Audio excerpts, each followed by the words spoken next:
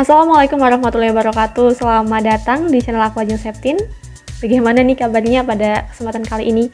Semoga sehat-sehat ya, amin. Gimana? Sekarang kan udah pengumuman SBMPTN ya.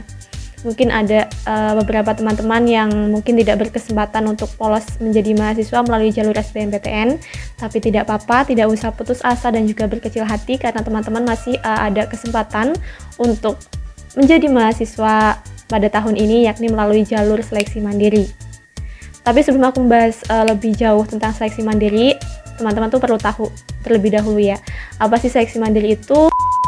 Nah, seleksi mandiri ini merupakan seleksi masuk perguruan tinggi negeri yang diselenggarakan oleh masing-masing PTN, yang mana PTN itu tuh punya kebijakan yang berbeda-beda karena memang tidak ada lembaga khusus yang menangani atau menyelenggarakan seleksi mandiri ini seperti pada SBMPTN dan juga SNMPTN. Jadi memang terkadang kebijakannya itu berbeda-beda dari PTN 1 dan juga PTN yang lainnya karena memang seleksi mandiri tersebut tuh udah diserahkan kebijakannya kepada masing-masing perguruan tinggi. Nah, benar nggak sih katanya kalau di seleksi mandiri itu tuh uang pangkalnya tuh harus ngisi yang besar supaya lolos? Mungkin ada ya yang berpikiran demikian, tapi perlu diluruskan lagi bahwasanya dalam seleksi mandiri itu tuh nggak melulu soal uang pangkal yang besar, karena dalam seleksi mandiri itu ada persyaratan lain seperti misalnya ada yang mensyaratkan skor UTBK, ada yang mensyaratkan nilai rapot, portofolio maupun prestasi-prestasi yang teman-teman miliki. Nah, semuanya itu tuh mempengaruhi kelolosan teman-teman. Karena di beberapa kasus itu, karena ada beberapa temanku ada itu dan juga ada beberapa peserta UTBK yang cerita sama aku, peserta seleksi mandiri dan juga temanku juga ada yang di situ tuh ngisi uang pangkal 0, tetapi dia lolos. Nah, itu membuktikan bahwasanya dalam seleksi mandiri itu tuh nggak melulu soal uang pangkal yang besar. Bahkan yang menggunakan KIP juga ada yang lolos seperti itu. Jadi katanya kan kalau KIP tuh susah masuk seleksi mandiri, itu enggak ya, itu salah. Jadi buat teman-teman yang mungkin masih memiliki pemikiran bahwa di seleksi mandiri ini tuh uang pangkalnya harus besar, itu segera diluruskan ya bahwasanya tidak melulu soal seperti itu. Tetapi semua aspek yang disyaratkan dalam seleksi mandiri itu tuh semuanya mempengaruhi. Misalnya contohnya ya, ada seleksi mandiri di Universitas A. Di situ tuh mensyaratkan skor UTBK, nilai rapot yang dipadukan dengan nilai rapot, skor UTBK-nya, dan juga ada uang pangkal.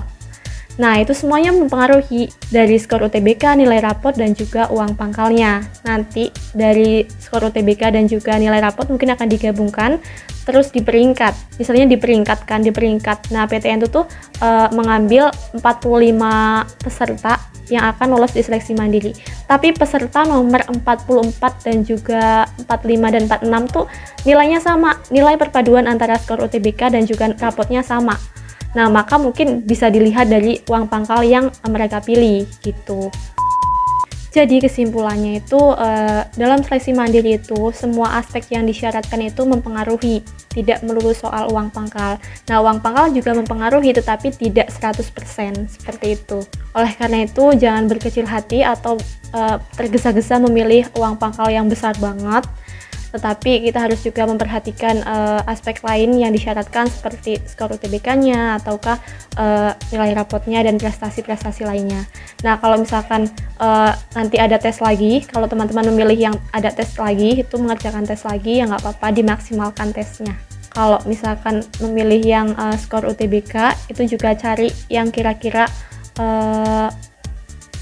berhubungan dengan subtes skor UTBK teman-teman yang tinggi. Begitu juga dengan yang nilai rapot. Carilah jurusan yang memang berkaitan dengan nilai-nilai kalian yang tinggi. Selain itu, diimbangi dengan uang pangkal yang tinggi. Bukan ya, uang pangkal ini disesuaikan saja dengan kemampuan kalian, jangan memaksakan. Oke, sekian yang dapat aku sampaikan di video kali ini. Kalau misalkan masih ada yang bingung, boleh tanya di kolom komen atau DM aku di Instagram aku. Insya Allah akan aku balas seperti itu. Apabila banyak kesalahan mohon maaf ya, dan semoga usaha teman-teman itu dapat mendapatkan hasil yang terbaik, amin. Assalamualaikum warahmatullahi wabarakatuh.